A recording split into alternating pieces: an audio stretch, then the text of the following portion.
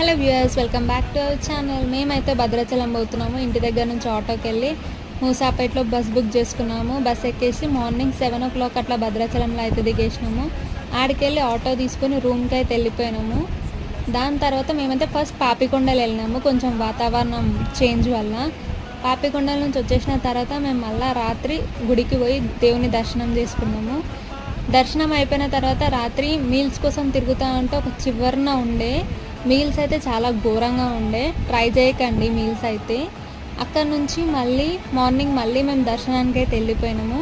దర్శనం అయిపోయిన తర్వాత అక్కడ ఒక ఆశ్రమం ఉండే. ఆశ్రమంకి వెళ్ళేసి నైట్ టిఫిన్ చేసేసి లగేజ్ ప్యాకింగ్ చేసుకొని రిటర్న్ అయిపోయినాము మళ్ళీ బస్కి. భద్రాచలం నుంచి మళ్ళీ మేము హైదరాబాద్కి పొద్దున 5 గంటలకు అట్లా దిగినాము.